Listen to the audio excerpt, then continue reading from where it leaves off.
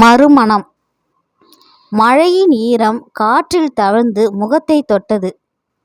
பெய்த மழையின் அடையாளமாக ஆங்காங்கே தேங்கியிருந்த தண்ணீரில் ஷூக்கள் நனையாமல் வளைந்து தாண்டி ஓஎம்ஆரில் உள்ள அந்த கஃபே காஃபி டேயை நெருங்கினான் விக்ரம். சாலையின் இரு பக்கமும் சிக்னலில் நின்று ஊர்ந்து பின் வேகம் பெற்று விரையும் சிறிதும் பெரிதுமான வண்ண வண்ண கார்களின் இடைவெளிகளில் திடீரென புகுந்து சட்டென அதிர வைத்து விரையும் பைக்குகள். சென்னையின் மாலை நேர வேகமும் உற்சாகமும் கண்முன்னே விரிய, தினசரி பழக்கத்தால் அவற்றில் கவனமின்றி கதவை திறந்து கொண்டு உள்ளே நுழைந்தான். ஜன்னலோர இருக்கையில் பூஜா தெரிந்தாள். இவனை பார்த்து கையசைத்தாள். பூஜா 27 வயது அழகு சிலை. ஊதா நிற சுடிதாரில் மின்னல் அடித்தாள். இவன் கம்பெனிக்கு பூஜா வந்து 6 மாதம்தான் ஆகிறது. அந்த 6 மாதமும் ஒவ்வொரு நொடியையும் வீணாக்காமல் அவளை காதலிக்கிறான். இன்று கண்டிப்பாக பூஜாவிடம் சொல்லிவிட வேண்டியதுதான். அவளை நோக்கி சென்று எதிர் இருக்கையில் அமர்ந்தான். என்ன விக்ரம், ஏதோ பேசணும்னு என்ன வர சொல்லிட்டு நீ லேட்டா வர? சாரி பூஜா, நம்ம சாய்ராம் நடுவில் பிடிச்சிக்கிட்டான். என்ன, இட்ஸ் ஓகே, இதுக்கெல்லாம் எதுக்கு சாரி சொல்கிறே? பூஜா வந்து நான் உன்கிட்ட ஒரு விஷயம் சொல்லணும். அதுக்கு தானே வர சொன்னேன், சொல்லுப்பா. இல்லை, அது எப்படி சொல்கிறதுன்னு தெரியலதான். நாமெல்லாம் என்ன டீனேஜ் பசங்களா? உனக்கும் எனக்கும் வயசு 27 ஆகுது. என்ன இப்படி தடுமாடுறே? என்னை லவ் பண்ணுறே தானே? அதை சொல்ல தானே தயங்குற?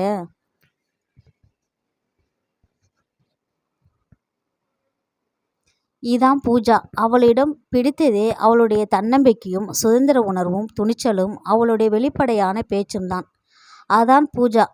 உனக்கு பிடிக்கவில்லை என்றால் நாம் நண்பர்களாகவே இருப்போம். உன்னை எனக்கு பிடிக்கும் விக்ரம். உண்மையில் இந்த கேள்வியை எப்போது நீ கேட்பாய் என்று காத்திருந்தேன். பழம் நழுவி பாலில் விழுந்தது மீண்டும் நழுவி தேனில் விழுந்த சுவையை உடனே இதயத்தில் உணர்ந்தான் விக்ரம். அவன் இதயம் கண்ணா பின்னாவென்று துடித்து அட்ரினலினை உடலின் ஒவ்வொரு செல்லிலும் பாய்ச்ச ஒரு சந்தோஷ வெப்பத்தை உணர்ந்தான். உங்ககிட்ட எனக்கு பிடிச்சதே உன்னுடைய இந்த துணிச்சல் தான் பூஜா. உன்னை நான் முதல்ல பார்த்த போதே நீ என்னுடைய இதயத்தில் பாதியை திருடிக்கிட்டே. அப்புறம் போக போக உன்னுடைய தைரியம், வெளிப்படையான பேச்சு இதெல்லாம் உன் மேலுள்ள மதிப்பையும் காதலையும் அதிகப்படுத்திடுச்சு. நீ என் கூட இருந்தால் என் வாழ்க்கை நல்லா இருக்கும் பூஜா. என்னுடைய கடந்த காலம் உனக்கு தெரியுமா விக்ரம்? என்னை பற்றி முழுவதுமாய் நீ தெரிந்து கொள்ள வேண்டும். சொல்லு பூஜா. விக்ரம், நான் ஒரு டைவர்சி. விக்ரம் பூஜாவை ஆச்சரியமாக பார்த்தான். என்ன விக்ரம், உன் காதல் கொஞ்சம் குறைய மாதிரி தெரியுதா? என்னை பற்றி எல்லாம் தெரிந்து கொண்டு என்னை லவ் பண்ணுவதா வேண்டாமா என்று முடிவெடு. உனக்கு என்மேல் விருப்பமில்லை என்றாலும் உன்னை நான் குறை சொல்ல மாட்டேன். ஒவ்வொரு இயல்பும் வெவ்வேறாக இருக்கும் அல்லவா? இனி நீதான் முடிவு சொல்ல வேண்டும். என்னை பற்றி நீ அறிந்து கொண்டது இவ்வளவுதானா பூஜா? உன்மேல் உள்ள காதல் எந்த காரணத்தாலும் குறையாது. நீ டைவர்ஸியாக இருப்பதற்கு ஏதாவது ஒரு அழுத்தமான காரணம் நிச்சயமாக இருக்கும். ஏனென்று நான் கேட்க வேண்டிய அவசியம் எனக்கு இல்லை பூஜா. உன் கடந்த கால வாழ்க்கை எதுவாக இருந்தாலும் எனக்கு கவலை இல்லை. நீதான் எனக்கு வாழ்க்கை துணையாய் வேண்டும் பூஜா. இல்லை விக்ரம், என் கடந்த கால வாழ்க்கையை நீ கண்டிப்பாக தெரிந்து கொள்ள வேண்டும். அதை அவள் சொல்லாமலே இருந்திருக்கலாம். சரி, உன் இஷ்டம், கேட்கிறேன், சொல். விவேக்கும் நானும் எங்கள் இருவர் வீட்டாரின் சம்மதத்துடன் காதலித்துதான் திருமணம் செய்து கொண்டோம். விவேக் மிகவும் நல்ல பையன்தான். அவனுக்கு அவனுடைய பேரண்ட்ஸ் மேல் நல்ல மரியாதை, அன்பு. அதை தவறென்று நான் சொல்ல மாட்டேன். அது அவன் இயல்பு. அவங்க மனசு நோகாம பார்த்து நடந்துக்கணும்னு அடிக்கடி என்கிட்ட சொல்வான். எனக்கு என் மனசும் ரொம்ப முக்கியம். யாராவது ஒருத்தர் விட்டு கொடுக்கணும். என்னால் முடியல, விலகிட்டேன். பூஜா, காரணம் எதுவாயிருந்தாலும் நீ எடுத்த முடிவு சரியாகத்தான் இருக்கும். எனக்கு அது முக்கியம் இல்லை. இல்லை விக்ரம், உனக்கு இது தெரிஞ்சுதான் ஆக வேண்டும். அப்போது நான் வேலை பார்த்த கம்பெனியில் எனக்கு ப்ரொமோஷன் கொடுத்து அடுத்த ஒரு மாதத்தில் என்னை திடீரென்று யுஎஸ் செல்லும்படி கூறினார்கள். அப்பொழுது நான் எதிர்பாராத விதமாய் கர்ப்பமாயிட்டேன். விவேக் கிட்ட பேசினேன். கழிச்சிடுறேன்னு சொன்னேன். அவன் முதலில் மறுத்தாலும் பிறகு எனக்காக ஒப்புக்கொண்டான். ஆனால் அவனுடைய பெற்றோரும் என்னுடைய பெற்றோரும் ஒப்புக்கொள்ளவில்லை. ஆனால் நான் கலைத்துவிட்டு யுஎஸ் சென்று விட்டேன். திரும்பி வந்தவுடன் டைவர்ஸ். விவேக் எவ்வளவோ சொன்னான், அம்மா அப்பாவை கன்வின்ஸ் பண்ணிக்கலாம் என்று. என்னால் முடியவில்லை. ஒரு தடவை அனுபவித்ததே போதுமென்று விலகிவிட்டேன். இதில் விவேக் பாவம்தான். என்ன செய்வது? எனக்கு என் கெரியர் முக்கியமில்லையா? ஒரு பெண் தன்னுடைய சொந்த காலில் நிற்க நினைப்பது தவறா? இனி நீதான் முடிவு சொல்ல வேண்டும் விக்ரம். உனக்கு விருப்பமில்லை என்று சொன்னால் நான் கண்டிப்பாக உன்னை தவறாக நினைக்க மாட்டேன். இவ்வளவு வெளிப்படையாக நீ பேச பேச உன்மேல் எனக்கு இன்னும் அன்பு அதிகமாகிறது பூஜா. ஏன் அந்த கம்பெனியை விட்டு விலகி இங்கு வந்து சேர்ந்தாய்? அதை விட இங்கு எனக்கு சேலரி அதிகம் விக்ரம். அதனால்தான் இங்கு வந்து சேர்ந்தேன். உன்னுடைய கெரியர் என்று எதை சொல்கிறாய் பூஜா? உன்னுடைய சம்பளம் அதிகமாவதையா?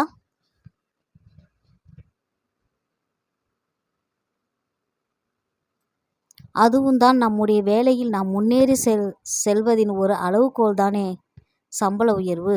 வேறு என்னவெல்லாம் உன்னுடைய கெரியர் என்று நினைக்கிறாய் பூஜா? என்னுடைய வேலையில் படிப்படியாக முன்னேறி ஒரு கம்பெனியின் சிஇஓ ஆக வேண்டும். ஏன்? என்னுடைய கனவும் அதுதான் பூஜா. என்னுடைய கனவும் அதுதான். Very good. அதுதானே நல்ல முன்னேற்றத்திற்கு அடையாளம். போட்டி போட்டுக்கொண்டு வேலை செய்யலாம். உன்னுடைய கனவை எதற்காகவும் யாருக்காகவும் விட்டு கொடுக்காதே. தேங்க்ஸ் பூஜா. நாம் எப்போது குழந்தை பெற்றுக்கொள்வது? எப்போது நமக்கு தோன்றுகிறதோ அப்போது பெற்றுக்கொள்ளலாம். அப்போது நமக்கு கெரியர் அப்போது நமக்கு கெரியர் ஆப்பர்ச்சுனிட்டிஸ் ஏதாவது குறுக்கே வந்தால் என்ன செய்வது பூஜா? அதை அப்போது பார்த்து கொள்ளலாம். இல்லை பூஜா, இது இப்போதே யோசித்து முடிவு பண்ண வேண்டிய விஷயம். என்னை நீ டைவர்ஸ் பண்ணினால் என்னால் தாங்க முடியாது. இப்போது என்னை நீ காதலிக்கவில்லை என்று சொன்னால் அது வேறு. தாங்கிக் கொள்வேன். நாம் சேர்ந்து வாழ்ந்த பிறகு என்னை நீ விட்டு விலகினால் நான் உடைந்து போய் விடுவேன். ஒவ்வொரு மனதும் வெவ்வேறு உறுதி கொண்டது அல்லவா? பூஜா சிறிது நேரம் காஃபியை சிப்பினாள். ஏனோ விவேக் அவள் மனதில் திடீரென்று தோன்றினான். யுஎஸ்சியில் இருந்து திரும்பியவுடனே அவனை சந்தித்தது இன்னும் நன்றாக நினைவில் இருக்கிறது. பூஜா, தயவு செய்து என்னை விட்டு போகாதே. நாம் பேரண்ட்ஸை கன்வின்ஸ் செய்து கொள்ளலாம். என்னால் முடியாது விவேக். என்னுடைய நியாயமான விருப்பத்தை கூட சொல்லவும் செய்யவும் எனக்கு உரிமை இல்லையா? இனிமேல் இவ்வாறு நடக்காமல் பார்த்து கொள்ளலாம். நீ எப்போது விரும்புகிறாயோ அப்போது குழந்தை பெற்றுக்கொள்ளலாம். பெண் என்பவள் குழந்தை பெறும் மெஷினா? அவளுக்கு வேறு விருப்பங்கள் இருக்கக்கூடாதா? என்ன யோசனை பூஜா? என்ற விக்ரமின் குரல் கேட்டு திடீரென நிகழ்காலத்திற்கு வந்தாள்.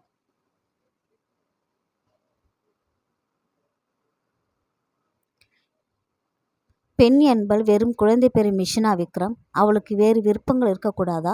நான் அவ்வாறு ஒரு காலம் சொல்ல மாட்டேன். ஆனால் தாய்மை என்பது ஒரு பெண்ணின் முழுமை. அதை யாராலும் மறுக்க முடியாது. வேறு எல்லா விருப்பங்களையும் நீ நிறைவேற்றி கொள்ளலாம். ஆனால் தாய்மையை உதாசீனப்படுத்த முடியாது பூஜா.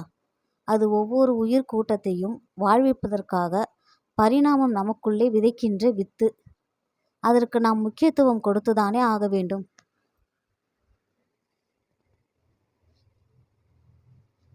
அப்படியானால் ஒரு பெண் தனியாக வாழ முடியாதா? கண்டிப்பாக தனியாக வாழலாம். ஏன் முடியாது? ஆனால்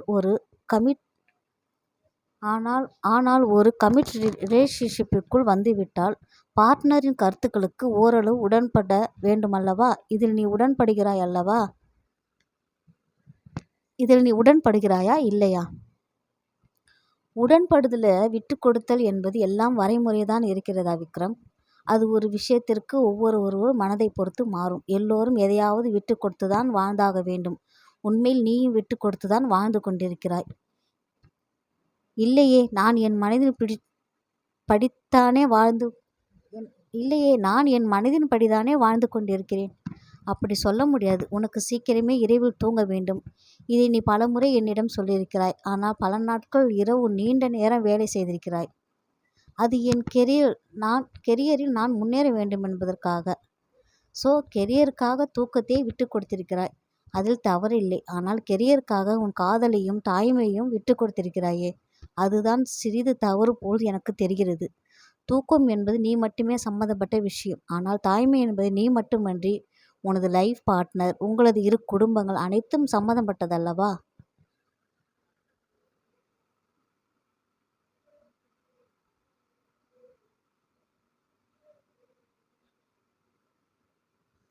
அப்படியானால் நான் என் கெரியரை விட்டு கொடுக்க வேண்டுமா?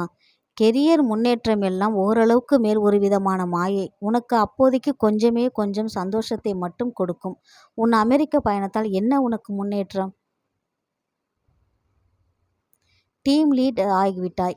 ஒரு 20,000 ரூபாய் அதிகமாக சம்பளம் கிடைக்கும், அவ்வளவுதானே. ஆனால் குடும்பம், தாய்மை, உன்னுடைய நீண்டகால சந்தோஷம், உன் பாதுகாப்பு, உன்னுடைய நீண்டகால சந்தோஷங்களுக்கான உன் குறுகிய கால சிறு சந்தோஷங்களை விட்டு கொடுப்பது தானே நல்லது. அதை தானே அனைத்து மோட்டிவேஷனல் ஸ்பீக்கர்ஸும் சொல்கிறார்கள். அது எனக்கு பெருமை தானே. உன் கம்பெனியில் மட்டும்தான் அந்த பெருமை. ஒரு டீ கடை முதலாளியிடம் கேட்டுப்பார். உன்னை விட 2 மடங்கு சம்பாதிப்பார். அவரிடம் போய் நான் டீம் லீட் என்றால் சிரிப்பார். ஏனென்றால் ஒரு கம்பெனிக்கு அவர் ஓனர். பூஜாவின் உள்ளே ஏதேதோ மாற்றங்கள் நிகழ்ந்தன. சிறிது நேரம் கண்களை மூடி தலையை கவிழ்ந்து யோசனையில் இருந்தாள். ஒரு முடிவுக்கு வந்தவளாக எழுந்தாள்.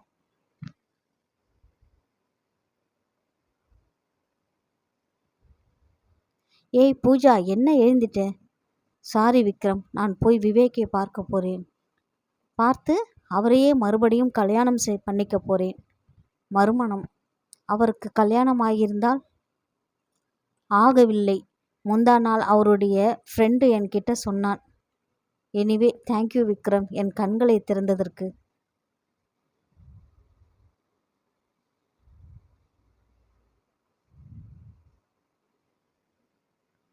அவள் சொல்வதையே பார்த்து கொண்டிருந்த விக்ரம் 1 மணி நேரத்திற்குள் தன் காதலுக்கு தானே ஆப்பு வைத்து கொண்டதை நினைத்து அழுவதா அல்லது பூஜாவின் காதலை வாழ வைத்ததை நினைத்து சந்தோஷப்படுவதா என்று புரியாமல் குழம்பினான்.